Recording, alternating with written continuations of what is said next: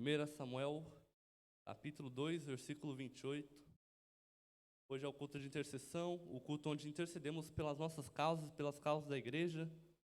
Assim também, como todos sabem, nossa igreja tem uma programação de oração, oração com os homens e também oração com as mulheres durante o sábado, às 9 da manhã, assim também como os homens durante as 10 horas. É sempre importante, a igreja está sempre também intercedendo pelas causas da mesma.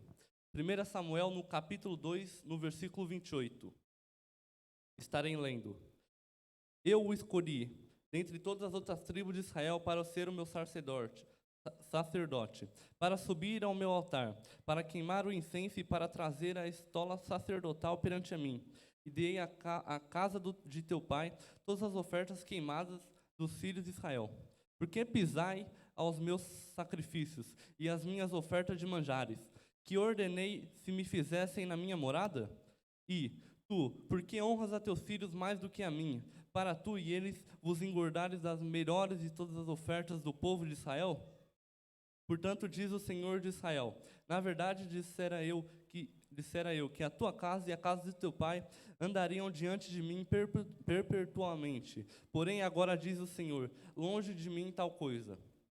Porque aos que me honram, honrarei, porém os que me desprezam serão desmerecidos. Aleluia, glória a Deus, irmãos.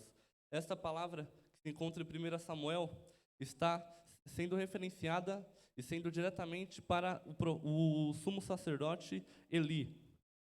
Ele era o sumo sacerdote em uma cidade chamada Siló. Ele cuidava do tabernáculo em Siló. E além de sumo sacerdote, Eli também era o juiz de Israel, onde ele ficou sendo o juiz de Israel durante 40 anos. E na Bíblia, por mais que ele fosse um sumo sacerdote, ele foi marcado por muitos pontos negativos, inclusive pelas ações de seus filhos. Como ele era sumo sacerdote, ele havia 2 filhos que eram sacerdotes. E ambos os filhos, Hofni e Finéia, eles eram sacerdotes e cometiam o sacrilégio. Para aqueles que não sabem, o sacrilégio é a violação ou o maltratamento de um objeto ou de um local ou de algo sagrado. No caso, eles cometiam sacrilégio com as ofertas do povo de Israel. E além também de outras ações pecaminosas no qual eles cometiam. Mas mesmo assim, com todos esses pecados, Eli, o sumo sacerdote Eli, ele acabava por honrar mais os seus filhos do que o próprio Deus. Logo, ele acabava por desprezar o nosso Deus em troca de seus filhos. E toda essa situação também fazia com que Eli caísse em pecado, porque além de honrar mais os seus filhos a mais do que Deus, ele também omitia o pecado dos mesmos. Porque, como sumo sacerdote, era o dever dele estar ali para corrigir os seus filhos. E mesmo assim, ele não agia de uma forma com que os impedisse de pecar. Ele já chegou a advertir, mas ele não chegou a tomar nenhuma ação para que seus filhos entrassem nos caminhos corretos. E na Bíblia nos diz, em Lucas 17, no versículo 1, a igreja que não precisa abrir, mas que diz que se o nosso irmão pecar contra nós, nós devemos repreendê-lo, e se ele se arrepender, nós devemos perdoá-lo. Isto porque, irmãos, nós somos o sal da terra, nós somos a luz do mundo. Nós devemos repreender aquilo que está errado e devemos seguir como exemplo para que para que as pessoas vejam Deus em nossas vidas, para que as pessoas vejam o amor de Jesus em nossa vida. Nós devemos sempre repreender, sempre andar no caminho correto, para que aqueles não tomem como mau exemplo e nos acusem e nos apontem os dedos. Como eu disse, ele chegou a advertir os seus filhos, mas ele não tomou nenhuma ação para que os mesmos pudessem voltar para o caminho correto. Isto é porque Eli fazia a obra do Senhor sem nenhum zelo.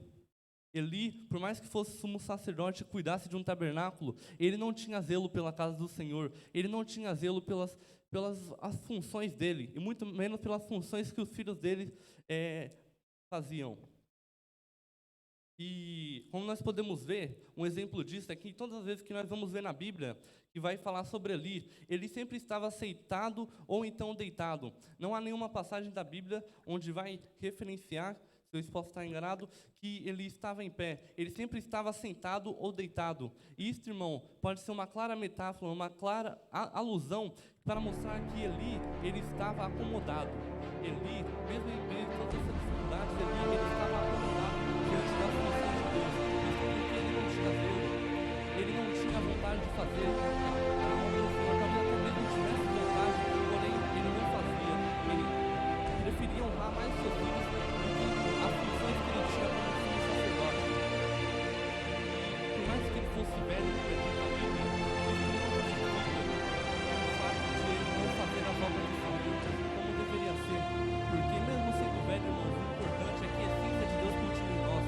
importante é que a chama do Senhor continue queimando em nós. É importante que o Espírito Santo continue queimando dentro dos nossos peitos. Mesmo que a idade chegue, irmãos, se você tiver vontade de fazer a obra do Senhor, se você tiver vontade de continuar servindo a esse Deus Todo-Poderoso, eu tenho certeza que, se for possível, Ele renova toda a sua saúde, cura tudo que você precisar, apenas para que você possa fazer a obra do Senhor. E no meio de toda essa situação, irmãos, houve uma guerra dos israelitas contra os filisteus. E nisso a arca de Deus, que era o símbolo da presença de Deus, foi transportada ali para o campo de batalha pelos seus filhos, Hofni e Finéias. Havia esse costume de levar a arca do Senhor diante das batalhas, para que a presença de Deus pudesse agir, para que o povo de Israel pudesse vencer as batalhas, as guerras, as dificuldades. Porém, irmãos, durante esta guerra aconteceu uma grande tragédia. Ali, mesmo com a arca do Senhor presente, os israelitas perderam. A arca foi levada pelos filisteus e Hofni e Finéias foram mortos. E, irmãos, talvez eles se perguntaram como é que foi impossível nós perder. A arca do Senhor estava aqui, a presença de Deus estava nesse lugar, irmãos. Mas pela falta de zelo de Eli e de seus filhos, Deus também não teve tanto zelo ali durante aquela guerra pelos israelitas, irmãos. Isso porque uma das funções de um sumo sacerdote é levar um povo à adoração, é levar o povo a adorar esse Deus Todo-Poderoso. Por isso, a presença de Deus, a arca do Senhor que representa a presença de Deus estava ali. Porém, não havia ali pessoas que queriam que a presença de Deus agisse, irmãos. A mesma coisa acontece no dia de hoje. A presença do Senhor está aqui, mas se não houver aqui pessoas que o adoram, não houver aqui pessoas que querem que o Senhor se manifeste nesse lugar, a presença de Deus não vai se manifestar. Mas eu creio que há aqui muitas pessoas que querem ver a presença de Deus se manifestando. Eu creio que há muitas pessoas aqui que querem que a glória do Senhor desça nesse lugar, que quer que Ele vença as batalhas por nós, que Ele nos dê força, que Ele nos capacite, irmãos. Porque assim é que Deus faz com aqueles que o adoram, com aqueles que querem a sua presença com Ele.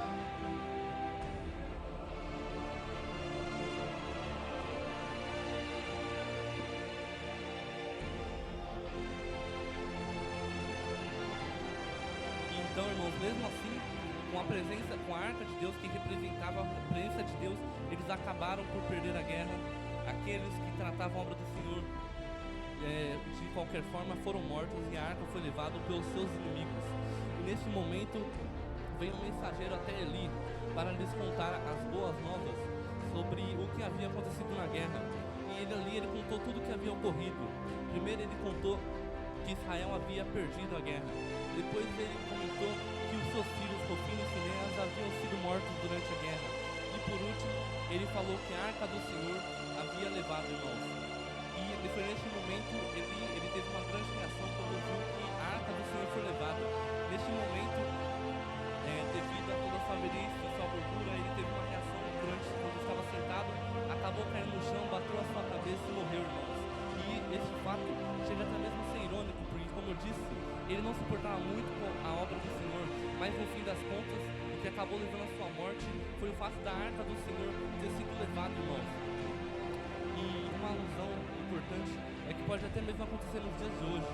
Nós vamos nos esquecendo de Deus, nós vamos fazendo a sua obra de qualquer jeito, sem zelar pela obra do Senhor. E ao pouco nós vamos nos afundando, ao pouco as situações vão piorando, assim como aconteceu aqui. E muitas das vezes nós não nos apercebemos, nós apenas deixamos passar, nós apenas nos apercebemos quando nós olhamos para toda a situação e refletimos e vemos que a presença do Senhor já não está mais lá, a presença do Senhor já não está mais conosco. E foi assim que aconteceu, nessa toda essa situação difícil, a arca do Senhor foi levada, a presença do Senhor foi levada para fora de Israel. Talvez foi nesse momento que teve um choque, que teve ali um impacto em que todos viram e pensaram, Deus nos abandonou, irmãos, mas Deus não abandona os seus filhos, nós é que abandonamos a Ele, irmãos. Deus, Ele sempre vai reagir da forma que nós reagimos com Ele. Se nós zelarmos por Ele, Ele vai zelar pelas nossas vidas. Se nós adorarmos a Ele, Ele vai nos dar bênçãos, Ele vai nos ajudar nas batalhas, irmãos. Aleluia, glória a Deus. Glória a Deus, aleluia. Por isso, irmãos, por mais que o tempo passe, por mais que esteja tudo bem, é sempre importante continuarmos tendo zelo na casa do Senhor. O Senhor não se alegra com aqueles que apenas nos servem quando está tudo difícil, irmãos. Nós devemos adorar o Senhor esperarmos que o inimigo venha sorrateiramente e nos pegue desprevenido, irmãos. É sempre bom que nós possamos estar sempre preparado para o Senhor, sempre estar fazendo a sua obra, porque assim Ele será fiel conosco. E como eu fui dito, o que ocasionou a queda de Levi foi o seu comodismo. E eu acho que é interessante na Bíblia que ela é cheia de detalhes, e tudo que ali está na Bíblia, eu creio que é essencial para entendermos a palavra. Ali, em 1 Samuel, no capítulo 4, no versículo 18, que é a parte que diz sobre a morte de Eli, a Bíblia faz a questão de mencionar como estava o estado físico de Eli. A Bíblia vai dizer que ele era velho e gordo, mas eu creio que quando a Bíblia fala disso, ela não está apenas falando de Eli fisicamente, ela também está falando de Eli espiritualmente. Por quê? Porque Eli, por mais que ele morreu naquela hora, talvez ele já estava morto há muito tempo. A pessoa velha, talvez é muitas das vezes vista como uma pessoa que já não tem sentido de vida. A velhice muitas das vezes é visto como uma pessoa que já não tem motivos para continuar a viver. Nós temos aqui, por exemplo, como Portugal tem muitos lares de idosos, nós vemos idosos. Ali perto da minha casa tem um lar de idosos. Muitas vezes eu passo ali e eu olho no rosto daqueles senhores, daquela senhora. Talvez eles estão com uma grande tristeza, talvez eles só estejam ali esperando que o dia deles chegue. E assim estava ali, ele estava acomodado, ele só estava vivendo os seus dias esperando que a morte chegasse, irmãos. E o importante para nós, como já foi dito, é que mesmo que a idade chegue, nós não podemos ficar parados esperando que a morte nos alcance. Nós devemos continuar seguindo. Mesmo que nosso corpo fisicamente não aguente, o Senhor vai estar nos dando força, irmãos. Não importa a sua idade, sempre terá algo para você fazer na casa do Senhor. Você sempre precisa estar zelando. Um exemplo disso foi o que o nosso pastor Robson deu ali na Santa Ceia. Uma das irmãs lá, que já é de uma idade bem avançada, mesmo tendo 80 e poucos anos, se eu não me estou enganado, ela continua ali com aquele fogo no peito dela. Talvez ela sinta até mais o Espírito Santo do que muitos, talvez todos nós que nós estamos aqui. E mesmo que o seu corpo não permita que ela faça mais coisas, o Espírito Santo continue queimando no coração dela, continua queimando, para ela continuar indo para a igreja, para ela continuar servindo ao Senhor, para ela continuar seguindo em frente, irmãos. Porque o nosso corpo físico, a nossa carne não importa, o que importa é o nosso espírito. E se o nosso espírito estiver cheio da unção do Senhor, nada pode nos derrubar e nada pode nos abalar. E mesmo que na idade velha nós vamos ser grandemente usados pelo Senhor. Aleluia.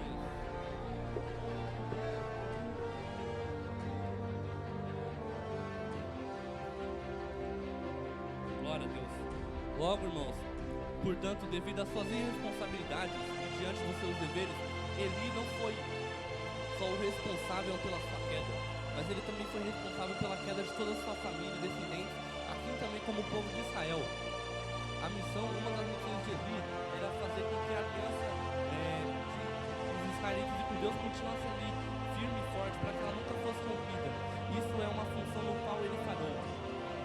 Mas mesmo que o sumo sacerdote tenha morrido, a obra do Senhor não pode parar. Mesmo que uma pessoa muito importante na igreja tenha falecido, seja fisicamente ou espiritualmente, a obra do Senhor não pode parar. Ela tem que continuar avançando, tem que continuar sendo impulsionada, irmãos. Ainda mais naquele momento que eles estavam vivendo um tempo de aflição. A arca do Senhor foi levada, uma das relíquias mais importantes para eles, e eles foram abandonados por Deus, entre aspas, e eles estavam em guerra ali contra os filisteus. E eles precisavam da força do Senhor para vencer aquela guerra. E por isso, nesse momento, foi quando Deus levantou Samuel e começou a usá-lo.